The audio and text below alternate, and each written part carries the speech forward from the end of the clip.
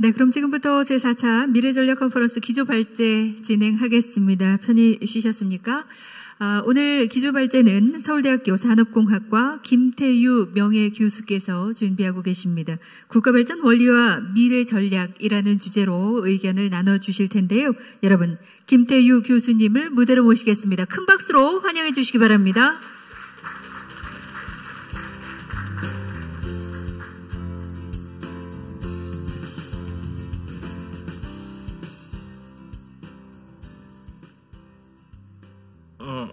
제가 방금 소개받은 서울공대 산업공학과 명예교수 김태유입니다.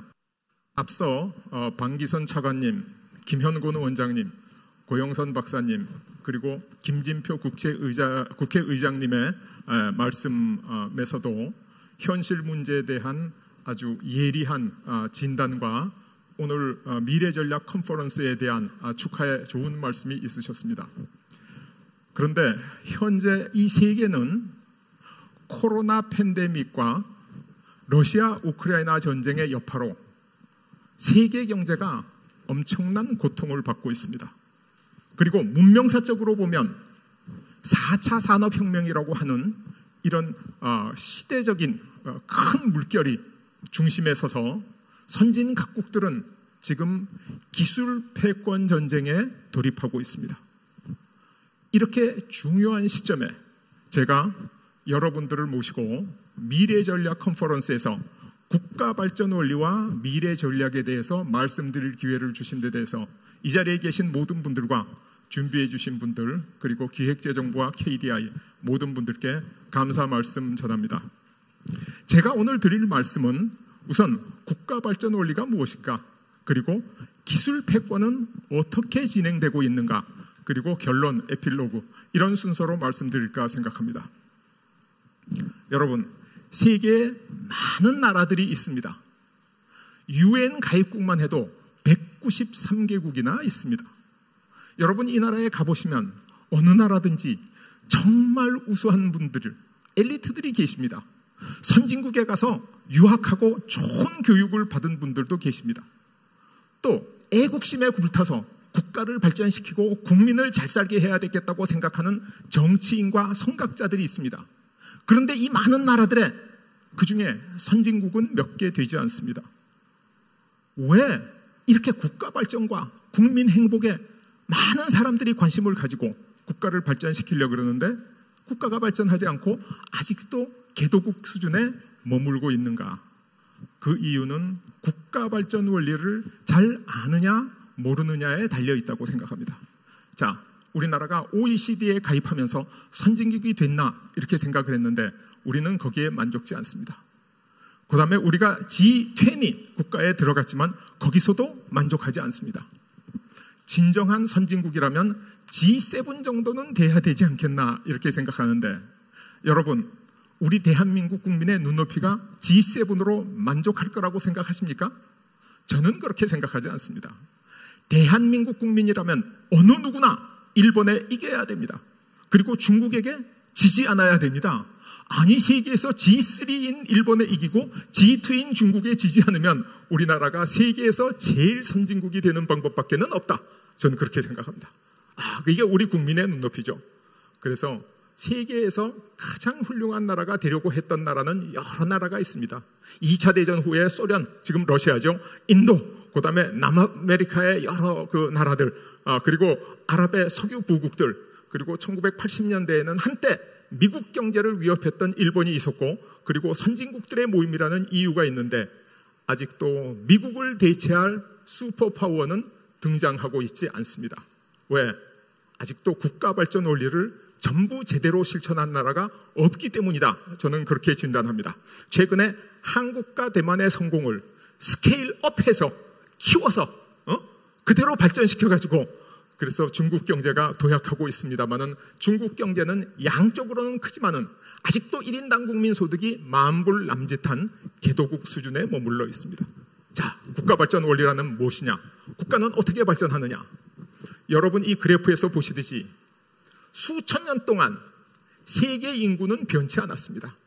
정말 작은 변화밖에 없었습니다. 그리고 수천 년 동안 1인당 소득은 거의 변화가 없었습니다. 기원 전이나 기원 후나 천년 전이나 천년 후나 1인당 소득은 똑같았습니다. 그런데 어느 순간부터인가 세계 인구가 폭발적으로 늘어나고 1인당 소득이 수직적으로 상승하기 시작했습니다. 그게 언제죠? 그게 바로 산업혁명 때부터입니다.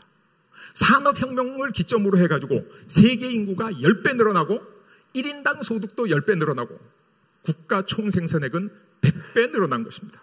이게 바로 산업혁명입니다. 산업혁명이 바로 경제성장입니다. 산업혁명 이전에는 경제성장이라는 개념조차 존재하지를 않았습니다. 그럼 어떻게 해가지고 이 산업혁명을 통해서 경제성장이 이루어졌나? 그게 제가 오늘 말씀드릴 국가발전 원리입니다. 산업혁명, 그 중요성은 제가 오늘 다 얘기하기에는 시간이 없어서 다 할 수 없을 만큼 너무나 많습니다. 산업혁명 이전에는 평균 수명이 30대 초반을 넘은 나라가 별로 없었습니다. 산업혁명이 없었으면 저를 포함해서 이 자리에 계신 많은 분들이 이미 이 자리에 못 계실 수도 있었습니다. 산업혁명을 거치면서 영양 상태가 좋아지고 사람들의 평균 키가 10cm 이상 다 커졌습니다. 뿐만 아닙니다. 산업혁명으로 인해서 경제적 성취를 이루지 않은 나라, 그런 나라치고 소위 자유와 평등과 박애를 실천한 선진국의 문턱에 간 나라조차 하나도 없습니다. 그래서 산업혁명은 이 건강과 행복뿐만 아니라 이 사회적인 자유와 국가 발전과 인문의 진흥, 여기에 결정적인 도움을 줬습니다. 그런데 일부에서는 아니 산업혁명이 경제성장이라는데 지금 이만하면 됐지 자꾸 성장하면 뭘 하지? 경제성장하면 부자들만 잘 살게 되는 게 아닌가? 이런 얘기를 하시는 분도 있습니다. 그러나 그렇지 않습니다. 산업혁명이 시작됐던 시점에는 세계 인구의 절대빈곤, 못 먹고 헐벗고 굶주린 사람이 90%였습니다. 그런데 산업혁명이 진전되면서 점점 경제가 발전하고 성장하면서 어떻게 되냐? 지금은 헐벗고 굶주린 사람이 세계 인구의 10분의 1로 줄어들었습니다. 대단한 진전이죠. 산업혁명과 경제성장의 가장 큰 수혜자는 누구냐? 바로 근로대중입니다. 특권층이 아닙니다. 이게 바로 산업혁명입니다. 산업혁명이 어떻게 이렇게 될 수 있었는가? 농업사회는 경제성장이 감속하고 정체하게 되어 있습니다. 그래서 수천 년 정체된 농업사회가 바로 이런 이유 때문입니다. 그런데 어느 날 산업혁명이 일어나면서 경제가 가속적으로 발전하기 시작했습니다. 이것을 1차 대분기 이렇게 부릅니다. 앞으로 머지않은 장래에 4차 산업혁명에 의해서 지식산업혁명에 의해서 2차 대분기가 이루어질 것이라고 생각합니다. 그래서 경제성장과 산업혁명, 이 대분기는 우리 인류한테 인간의 행복을 위해서 가장 중요한 것입니다. 그럼 이런 대분기 힘의 원천은 과연 무엇인가?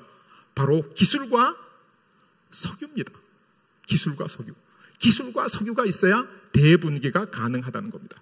그런데 기술과 석유만 있으면 대분기가 되느냐? 그렇지는 않습니다. 여러분, 컴퓨터에 하드웨어만 있다고 컴퓨터가 작동합니까? 소프트웨어가 있어야 됩니다. 작동할 수 있는 소프트웨어, 그 논리가 있어야 되는 거죠. 그래서 기술과 석유가 기반이 되지만은 기술과 석유만으로 국가가 발전하는 건 아니다. 그럼 국가 발전 원리라는 건 뭐냐?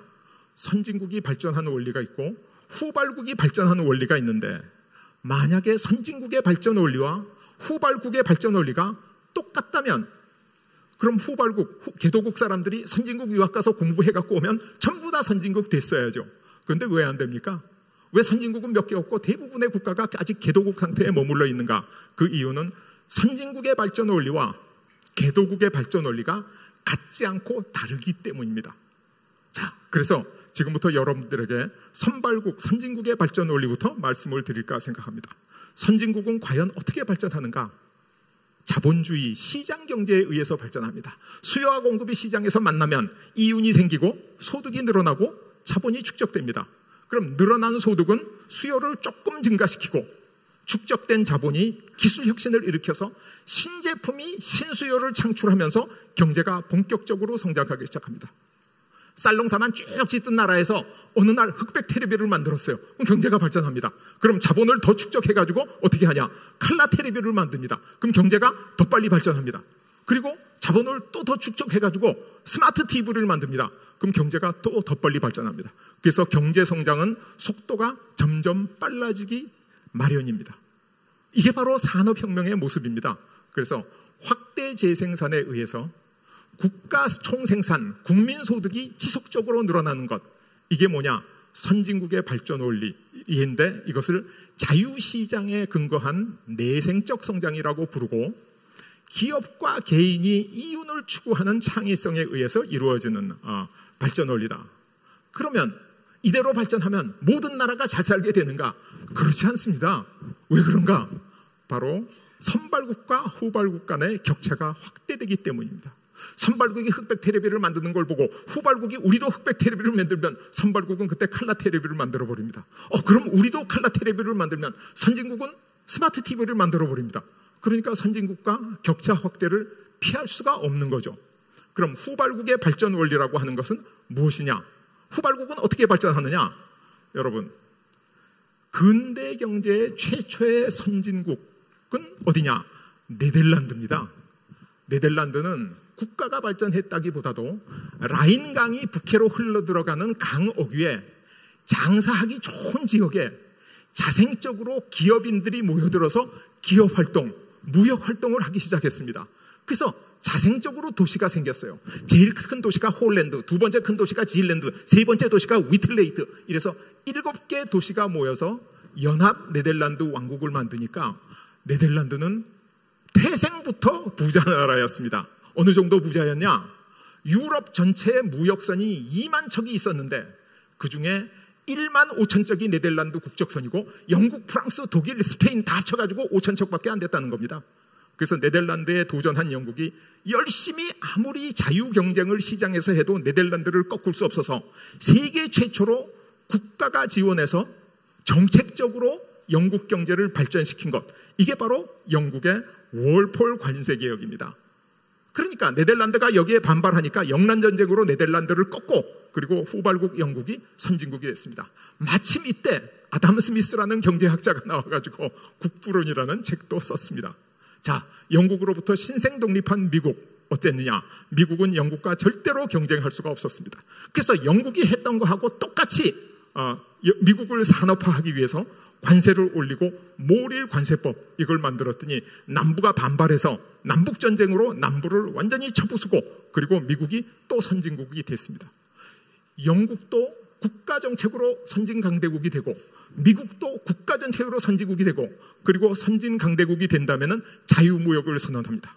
이걸 뭐라고 부르냐? 사다리 걷어차기라고 부릅니다. 앞에 갈 때는 사다리 타고 올라간 다음에 뒷사람 못 오게 사다리를 치워버리는 거죠. 그래서 이 독일과 일본이 미국과 영국에 도전하면서 독일의 경제학자 프레드리히 리스트가 이 사다리 걷어차기라는 말을 처음 쓰고 이거는 후발국의 발전 원리가 아니다 이렇게 얘기했죠. 그래서 후발국 독일과 선발국 선진국 영국 미국과의 한판 승부, 이게 저게 바로 세계 제2차 대전입니다.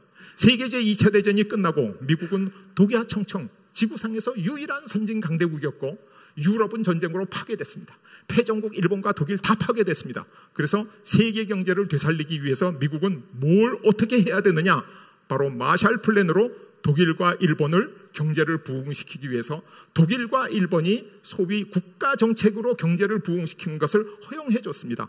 그래서 전후 황금기가 찾아오고 지금 미국, 영국, 독일, 일본 G7의 세계 경제 선진국 체제가 자리 잡게 된 게 바로 이때입니다. 그런데 2차 대전 직후에는 독일과 일본에서 싸구려 물건을 만들어서 미국이라든가 이런 데 많이 수출을 했어요. 왜? 전쟁 후에 나라가 파괴되고 임금이 없고 그러니까. 근데 잘 살게 되니까 싸구려 물건 더 이상 안 만듭니다. 어떻게 해야 되죠? 한국과 대만한테 기회를 줬습니다. 너희가 한번 싸구려 물건을 만들어봐라. 한국과 대만 열심히 만들어가지고 미국의 운동화 시장, 추리닝 시장, 와이셔츠 시장, 이 싸구려 물건 이거 우리나라가 공급을 했죠. 그런데 선진국들이 가만히 보니까 선진국 간의 경쟁이 너무 심해졌네. 이대로 두면 선진국 간의 경쟁이 치열해가지고 이 국제적인 균열이 일어날 수 있어. 선진국 열차는 많으냐? 더 탈 공간이 없어. 그래서 한국과 대만이 선진국으로 진입하지 못하도록 WTO 체제라고 하는 외생적 성장, 사다리 걷어차기를 제도화하는 국제 규범을 만들었습니다. 그래서 한국과 대만이 선진국의 진입 문턱에서 좌절한 가장 큰 이유, 다른 이유도 있겠지만 그게 뭐냐? 바로 WTO 체제에 의해서 국제적인 사다리 걷어차기에 의해서 더 이상 외생적 성장, 국가 정책을 쓸 수가 없었기 때문이다. 이렇게 얘기할 수 있죠. 그런데 한국과 대만도 이때 어떻게 되냐? 대만 젊은이들은 대만을 귀신섬, 귀도라고 부르기 시작하고 한국 젊은이들은 한국을 헬조선이라고 부르기 시작한 게 바로 이때입니다. 그래서 한국과 대만도 경제가 성장해가지고 이제 싸구려 물건을 만들 수 없으니까 WTO의 예외 규정을 만들어서 중국을 집어넣어서 중국한테 야, 이제 중국이 인력에 기반한 저부가 같이 싸구려 물건을 만들어봐라.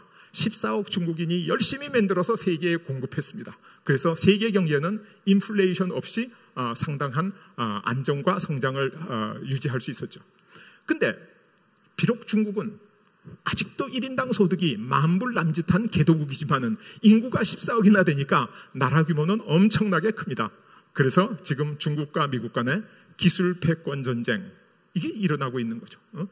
물론 이 중국이 미국의 기술을 훔쳤기 때문에 이 중국이 절대로 해서는 안 되는 선을 넘은 건지 아니면 중국은 정상적인 경제 활동을 하는데 미국이 두키디데스의 함정에 빠지지 않으려고 중국을 제압하려고 그러는 건지에 대해서는 오늘 시간 관계상 논외로 하겠습니다. 그러나 제가 지금 말씀드린 내용은 인류 문명사를 거슬러 보건대 후발국이 선진국을 극복하고 발전한 전례는 자유시장에서만 있은 게 아니라 자유시장 경쟁 플러스 국가정책에 의한 외생적 성장이 있어야만 발전할 수 있었다.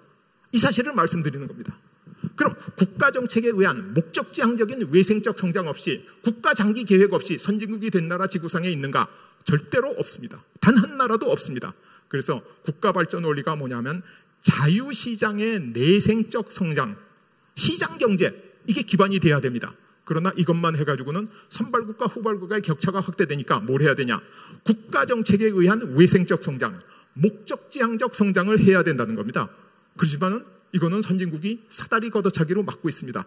그래서 후발국의 발전 원리, 그 성공 방정식은 내생적 성장과 외생적 성장이다. 여러분 보세요. 저게 우리나라의 1인당 소득과 국가 총생산액을 그래프로 그려본 겁니다. 저 하늘 높이 마치 북극성 마냥 떠 있는 게 한국의 성취입니다. 한국은 어떻게 저런 성취를 이룰 수 있었냐? 대단한 나라죠. 한강의 기적을 이룬 거죠. 어떻게 한강의 기적을 이뤘나? 내생적 성장과 외생적 성장이 그 당시에는 조화를 이루면서 우리나라를 선진국 쪽으로 발전시킨 겁니다. 그랬기 때문에 우리가 발전할 수 있었어요. 그러나 그 후에 공산주의 국가가 무너지고 IMF 경제 위기를 맞고 하면서 우리가 외생적 성장을 자의반 타의반으로 포기하게 됩니다. 외생적 성장을 자의반 타의반으로 포기하고 나니까 어떻게 되냐? 여러분 보시는 바와 같이 5개 정부, 5개 대통령의 지지도가 임기 초에는 높은데 임기 말에는 하락합니다. 임기 초의 지지도가 뭐죠? 국민의 기대입니다. 임기 말의 지지도가 뭐죠? 민심입니다. 민심이 어디서 나오냐? 등 따스고 배부른 데서 나오고 그것을 다른 말로 경제라고 표현을 합니다. 경제정책에 성공하면 지지도가 높은 거고 경제정책에 실패하면 지지도가 절대로 높을 수 없는 겁니다. 그래서 우리나라는 한강의 기적 이래 매 대통령의 임기마다 국가 경제 성장률이 1%씩 대세 하락을 지속해 왔습니다. 그래서 대통령 5분의 지지도로 쭉 연결하면 우리나라의 경제 성장률 하락 커브하고 거의 일치하고 있습니다. 그런데 지금 전임 문재인 대통령 시절에는 전반적인 추세는 하락하고 있었지만은 후반기 IMF 팬데믹으로 돈을 막 풀기 시작하니까 후반기의 지지율이 하락 추세는 유지되면서도 상당히 높습니다. 왜? 돈이 풀리면 사람들이 경제적인 압박을 느끼지 못하죠. 경제가 나쁜 줄 모르죠. 그래서 풀렸습니다. 우리만 그런 게 아니라 미국도 그랬고 세계 각국이 그랬습니다. 그런데 새로 윤 대통령이 들어서자 임기 초의 지지율이 바닥을 치고 있습니다. 왜 그런가? 코로나 팬데믹으로 풀어놨던 돈을 지금 이자율을 올려서 회수하기 시작하니까 국민들이 체감하는 물가, 체감하는 경제, 이거는 굉장히 나쁜 거죠. 그래서 이거는 새 정부의 잘못이나 새 정부의 책임이 아니다, 이렇게 생각할 수 있습니다. 그래서 사실 이 지지율은 문재인 대통령 후반기에 나왔어야 할 지지율이 코로나 팬데믹으로 돈을 풀어서 그게 뒤로 이연된 것뿐이다. 그래서 임기 초의 지지율이 낮은 것이 새 정부의 성공을 방해하거나 성공에 지장을 주거나 그런 것은 절대 아니다. 지금부터 올바른 국가 원리에 의해서 국가만 발전시키면 지금 지지율은 전혀 신경 쓰지 않아도 된다. 저는 그렇게 자신할 수 있습니다. 자, 종합적으로 말씀드리겠습니다. 결론. 선발국과 후발국의 그 성장 원리는 다르다. 선발국의 발전 원리가 자유시장이라면 후발국은 자유시장 플러스 산업정책이다. 성장 형제로 보면 내생적 성장 플러스 외생적 성장이다. 창의성으로 보면 이윤 추구형 창의 플러스 목적지향적 창의성이다. 이게 바로 국가 발전 원리입니다. 여러분, 미국 세계 선진국 선발국의 가장 유명한 클린턴 대통령의 명언이 뭐냐? 바보야, 문제는 경제야. 이것을 후발국의 말로 바꾸면 바보야, 문제는 내생적 성장과 외생적 성장이야. 외생적 성장을 못하면 안 돼. 왜? 과거에 내생적 성장을 엄청나게 주장했던 대한민국의 보수 정권 10년이 왜 진보 정권으로 교체되냐? 내생적 성장은 알았지만 외생적 성장을 포기했기 때문이었습니다. 그럼 진보 정부 10년은 왜 보수 정부로 교체되냐? 바로 외생적 성장이 정부의 역할인데 복지만이 정부의 역할로 조금 오인한 겁니다. 여러분, 저는 경제학자로서 복지경제학자라고 불리기를 원합니다. 왜 그런가? 저는 복지가 중요하다고 생각하는 사람이고 최대한의 복지가 아니면 복지가 아니라고 주장하는 사람입니다. 그런데 단 뭐냐? 지속 가능하지 않은 복지는 복지가 아니고 포퓰리즘이고 퍼주기에 지나지 않는다. 복지라고 하는 것은 지속 가능해야 됩니다. 지속 가능한 복지를 위해서는 전제 조건이 외생적 성장이 앞서 와야 된다. 그래서 제가 마치 성장론자처럼 여기 성장을 먼저 말씀드리고 있는 겁니다. 그래서 우리는 복지국가로 가야 됩니다. 복지국가로 가기 위한 필요 조건, 바로 성장이다. 저 외생적 성장, 목적지향적 성장, 저걸 하는 게 그 한강의 기적 때 성공시킨 게 누구죠? 경제기획원. 지금 저거 하고 있는 데가 재경부에서 장기 전략, 미래 전략을 하시는 분들이 저걸 하고 있습니다.